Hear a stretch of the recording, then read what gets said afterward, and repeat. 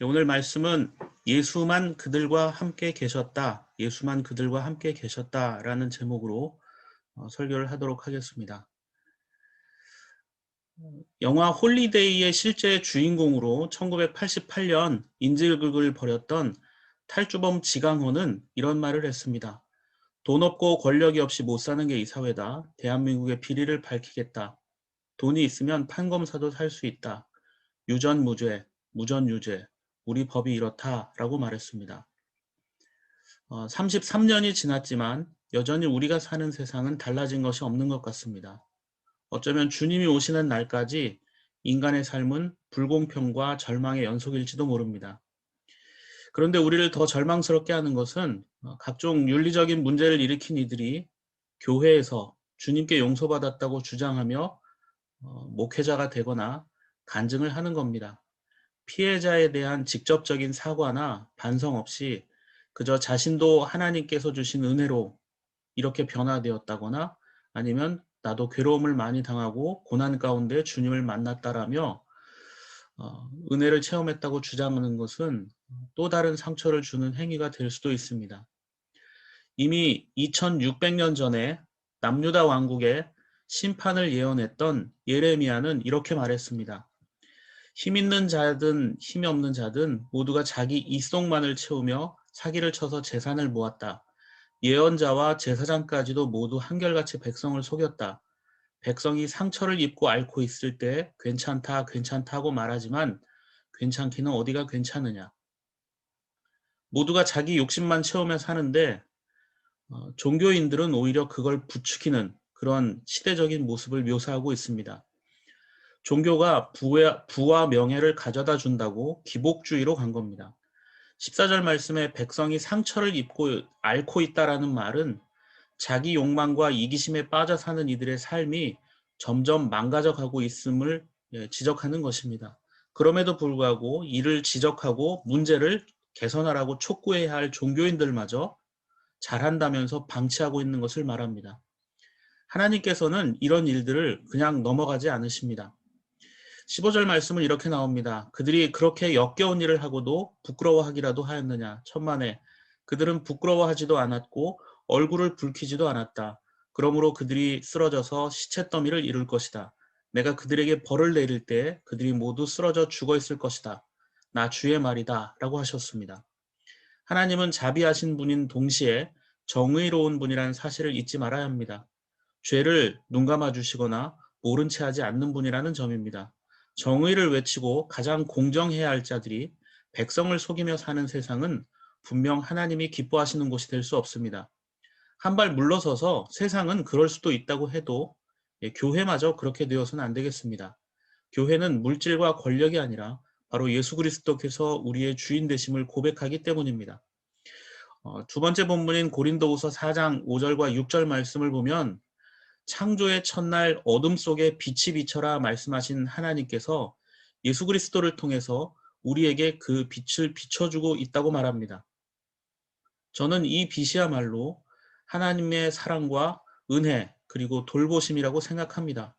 인간이 만들어낼 수 없는 것입니다. 오직 하나님만이 주실 수 있는 것입니다. 그러나 우리가 사는 세상에는 가짜 빛들이 참 많습니다. 거짓, 유혹의 빛들이 굉장히 많습니다. 제가 군종 목사로 동해안에 근무할 때 야간에 형제들이 있는 초소를 다니다 보면 이 밤바다에 배들이 불을 환히 밝히고 있는 게 보였습니다. 오징어 잡이 배들의 등을 고기를 모으는 불이라고 해서 집어등이라고 부릅니다. 물고기가 모여들게 하는 불이다 이렇게 되어 있죠. 저는 처음에 불을 켜면 오징어가 모여드는 줄 알았습니다. 그런데 거기 일하시는 분들의 설명으로는 불을 켜면 오징어가 좋아하는 먹이들이 빛을 따라 모여든다고 합니다. 그러니까 나중에는 이제 오징어들도 불이 켜지면 먹이가 있겠구나라고 생각하고 모여들게 된다는 겁니다. 이런 가짜 불빛을 보고 모여든 오징어들의 운명은 죽음이겠죠.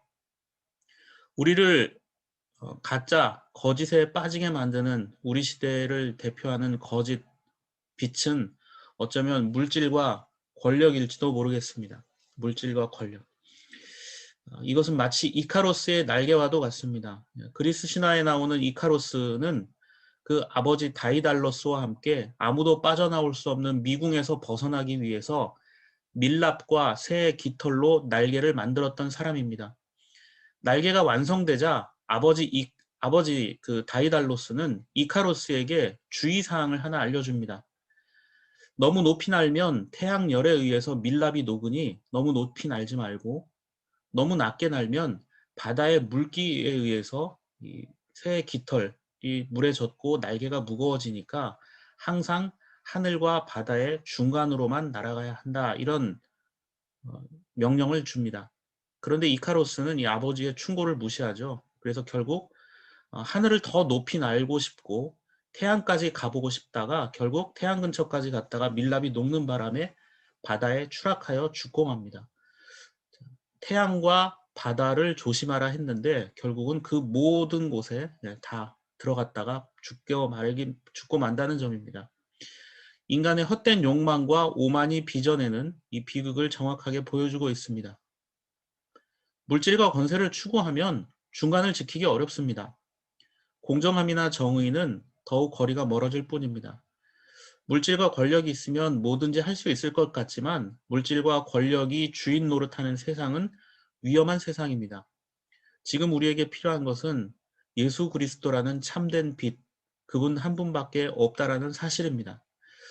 마가복음 9장 2절에서 3절은 이렇게 말합니다. 엿새 뒤에 예수께서 베드로와 야고보, 요한만 데리고 따로 높은 산으로 가셨다. 이렇게 되어 있습니다. 우리가 몇 주 동안 갈릴리 주변에서 활동하시는 예수님의 모습을 살펴보고 있는데요. 예수님의 첫 번째 제자로 이제 첫 제자 중에 네 사람이 이제 어부가 등장하죠. 그 중에 여기 안드레를 제외하고 이제 세 사람이 등장하는데요. 예수님은 베드로와 야고보와 요한을 데리고 높은 산에 올라가셨다. 이렇게 나옵니다. 이 산은 현재 갈릴리 호수 남서쪽에 위치한 390m에서 400m 정도의 높이를 가진 다볼산으로 알려져 있습니다.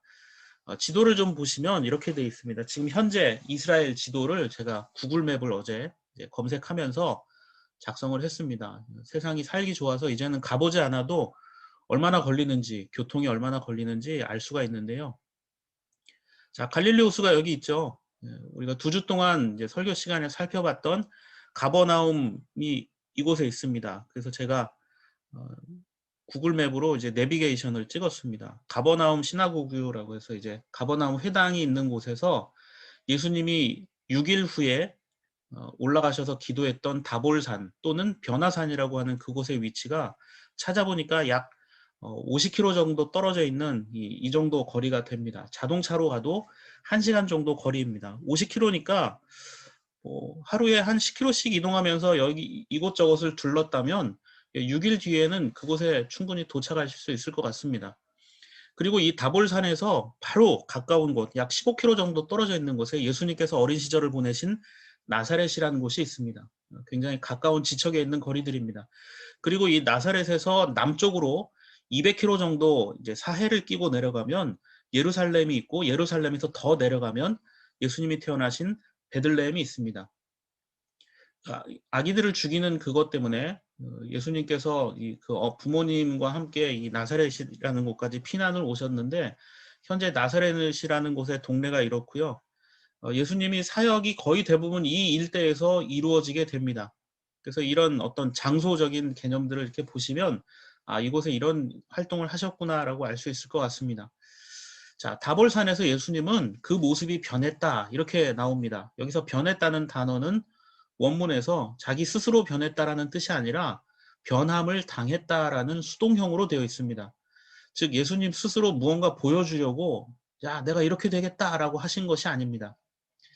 자, 예수님이 변하신 이 낯설고 신비한 광경을 마가는 뭐라고 기록했냐 하면 어떤 빨래꾼이라도 그렇게 희게 할 수 없을 만큼 새하얗게 빛났다 이렇게 표현하고 있습니다. 자, 이 장면을 어떻게 이해해야 될까요? 예수님이 기도하시면서 변화되신 모습. 가끔 잘생긴 연예인들의 모습을 보면 얼굴에서 빛이 난다 이렇게 이야기를 합니다. 그런데 예수님은 성경 기록에 의해도 잘생긴 것과는 좀 거리가 먼 거니까 그건 아닐 것 같고요. 비슷한 광경을 이해하기 위해서 출애굽기 34장 29절을 보면 이해가 좀 쉬울 것 같습니다. 모세가 하나님께 십계명 돌판을 받아서 시내산에서 내려올 때 그 얼굴에서 빛이 났다라고 기록되어 있습니다. 주님과 함께 말씀을 나누었으므로 얼굴에서 그렇게 빛이 났지만 모세는 전혀 알지 못했다라고 기록하고 있습니다. 자, 출애굽기 34장 29절에서 빛이 났다라는 말의 히브리어는 카란이라는 단어를 씁니다. 그런데 고대 히브리 사람들은 성경을 기록할 때 모음이 없었습니다. 모음, 아야, 어여, 우유, 이 모음을 기록하지 않고 자음으로만 기록을 했습니다. 그래서 우리말로 빛이 난다라는 말을 카란이라고 하면 우리 한글로 표현할 땐 그냥 키역과 리을만 표기해 두는 겁니다. 그리고 나중에 읽을 때 아는 사람들만 카란이라고 읽으면서 아, 빛이 났구나 이렇게 읽는 식입니다. 그러니까 이 히브리어를 모르는 사람들은 도무지 이게 무슨 뜻인지 이해를 못하는 겁니다. 더군다나 띄어쓰기도 하지 않았기 때문에 이 단어 하나하나를 해석하는 데 있어서 다양한 해석이 존재할 수 있습니다. 자, 원문 히브리어가 너무 어렵다 보니까 중세 유럽의 많은 사람들이 교회에서 예배를 하면서 이 히브리어를 배우기도 어렵고 또 이것을 해석하는데도 오랜 시간이 걸리니까 5세기 중반에 5세기 초반에 제롬이라고 하는 신학자가 나타나서 히브리어 성경을 라틴어로 번역을 했습니다. 그것을 불가타 또는 벌게이트 성경이라고 하는데요. 무려 1000년 동안 중세 교회의 아주 중요한 성경으로 자리를 차지합니다. 루터가 종교개혁을 일으키던 1000년 뒤까지 이 불가타 성경이 성경처럼 아주 거룩한 성경처럼 기록되어서 이것을 바꾸지도 못하게 할 정도로 아주 유명한 그런 성경이 되는데, 그런데 빛이 난다라는 뜻의 이 카란이라는 단어를 키역과 리을로 되어 있는 단어다 보니까 이 제롬이 번역을 하면서 케렌, 즉 뿔이 난다라는 단어로 오역을 했습니다. 그러니까 자음만으로 되어 있으니까 이런 실수가 일어나게 된 것입니다. 그런데 이게 모세의 얼굴에서 빛이 난다는 구절에서 이 단어를 이렇게 오역을 하다 보니까 중세 교회는 무려 1000년 동안 모세 얼굴에서 빛이 났다라는 그 단어를 모세 얼굴에 뿔이 났다라고 읽었고, 예술가들은 모세의 머리 위에 뿔이 달린 그림과 조각상을 남기게 됐습니다. 그래서 대표적으로 이탈리아 로마에 있는 산 피에트로 인 빈콜리 성당을 보면 여기는 쇠사슬 성당이라고 불리는데요. 왜냐하면 베드로를 묶었던 쇠사슬이 보관된 곳이라고 해서 이 성 베드로 성당으로도 쇠사슬 성당으로도 불리게 됩니다. 이곳에 아주 유명한 작품이 하나 있는데 미켈란젤로가 조각한 모세상입니다.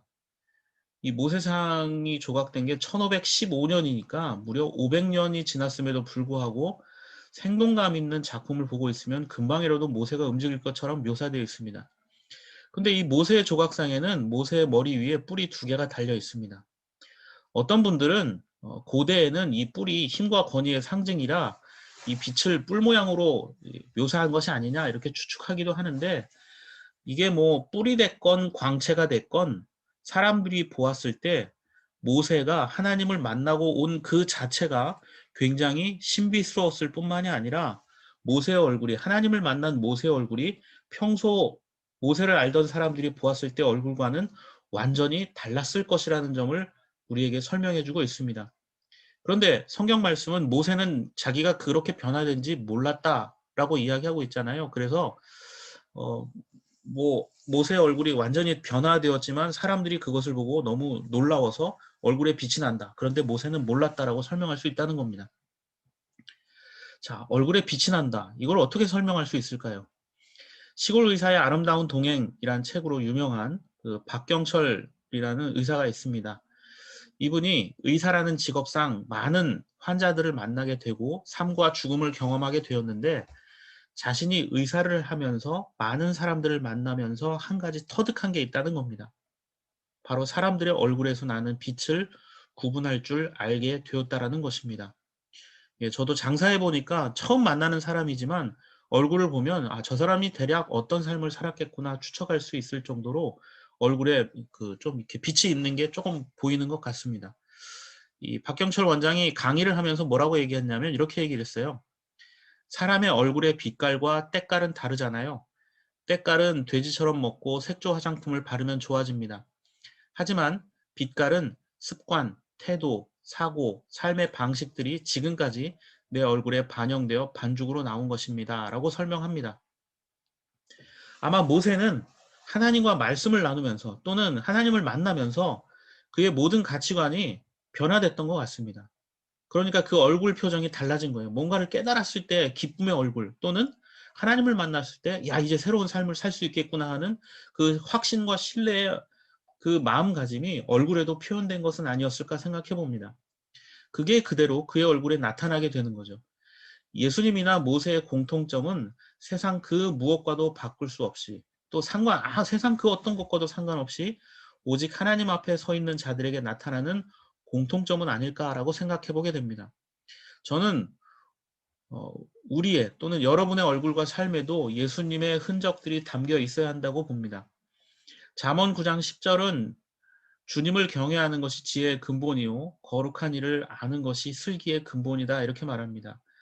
이건 한마디로 인간이 제일 똑똑할 때가 언제냐? 바로 여호와 하나님을 고백할 때라고 말합니다. 구원에 있어서 전적으로 무기력한 존재가 인간입니다. 아무리 애쓰고 노력해도 자기 영혼 하나 구원하지 못합니다. 그런데 예수님은 하나님 앞에서 변화되셨습니다. 높은 산이라는 뜻, 또 희어졌다, 빛이 났다라는 것들은 다 하나님 임재의 상징으로 해석을 해도 됩니다. 주님의 변화를 제자들은 그저 신기하게 바라봅니다. 그 모습을 보던 베드로가 뭐라고 얘기하냐면 여기가 참 좋겠습니다라고 이야기를 합니다. 그러면서 초막을 3개 만들겠다라고 이야기합니다. 6절에서 베드로는 무슨 말을 해야 좋을지 몰라서 이런 말을 했다 이렇게 기록되어 있습니다. 그야말로 자기 입에서 나오는 대로 그냥 아무 말 대잔치를 한 겁니다. 자, 교회가 비난받을 때 가장 큰 문제점, 비난의 이유는 뭡니까? 눈과 귀와 머리와 입은 거룩해졌지만 손과 발이 따로 놀 때입니다. 베드로는 삶의 변화가 아니라 자기 감정, 자기 만족에서 멈추려 했기 때문에 예수님께서 이 베드로의 모습을 또 성경은 베드로의 모습이 잘못된 것임을 나타내주고 있습니다. 우리를 돌보시고 지켜주시는 분은 오직 하나님 한 분밖에 없다는 사실을 잊지 말아야 합니다. 자기 만족이 아니라 주님의 마음을 닮은 사람으로 우리는 변화해 가야 합니다. 예수님의 눈과 마음으로 보면 나와 무관한 것은 아무것도 없습니다. 그렇기 때문에 세상의 슬픔이 나의 슬픔이 되고 세상의 아픔이 나의 아픔이 되고 타인의 기쁨이 나의 기쁨이 되어야만 합니다. 그 국민일보 기독교 연구소장을 역임한 이태형이라는 분의 기자가 있는데요. 이 이태형 기자가 쓴 배부르리라라는 책이 있습니다. 이 책에서 어, 이태영 기자가 그동안 만났던 많은 목회자나 자기의 어떤 에피소드들을 기록하고 있는데 충청남도 보령에서 목회하는 김영진 목사님이란 분을 이 책에서 소개합니다. 어, 이 목사님은 목회하시는 교회에 그 아주 고약한 손님이 있었다고 합니다. 술만 마시면 찾아오는데 술만 마시고 그러니까 평소에 정신이 멀쩡할 땐 교회 오지 않고 술에 취하면 꼭 교회에 와서 목사님을 부른다는 겁니다. 목사 양반 이리 나와봐 하면서 조용필의 일편단심 민들레야 부르는데 옆에서 좀 반주 좀 하라고. 그러면 목사님은 예배 때 쓰던 기타를 들고 나와서 그분이 노래를 부르면 같이 기타로 반주를 맞춰줬다고 합니다. 그게 인연이 되어서 이 노래 부르던 분이 나중에 그 교회 안수집사가 되었다라는 그런 내용인데요. 중요한 건 그 목사님께서 술 취한 사람이 교회 와서 노래를 부를 때 옆에서 기타 반주를 해줬던 그 마음이 어떤 마음이냐면 베어버리려고 생각하면 이 세상에 잡초 아닌 것이 없습니다. 그러나 품으려고 하면 꽃이 아닌 것이 없습니다. 라는 이 마음으로 그렇게 그 취한 사람을 대접해 주었다고 합니다. 아마 이런 마음으로 세상을 살면 싸울 일도 없을 것 같고 미워할 일도 없을 것 같습니다. 이런 주님의 마음을 품고 사는 사람들이야말로 어둠 속에 빛이 비쳐라 하신 말씀을 삶에서 이루어가는 인생일 것입니다. 그리고 세상의 그 어떤 것도 다 사라져 갔을 때에도 주님만이 계신다라는 사실, 그것 하나만으로도 만족할 수 있는 삶이 되지 않을까라는 생각을 해보게 됩니다. 잡초처럼 여겨지는 우리 인생이지만 우리를 꽃으로 여겨주신 그 주님이 우리와 늘 함께 계신다는 사실을 잊지 않고 살아가는 저와 여러분들의 삶이 되기를 바랍니다. 기도하겠습니다. 아버지 하나님, 오늘도 우리를 주님의 품 안에 품어주시고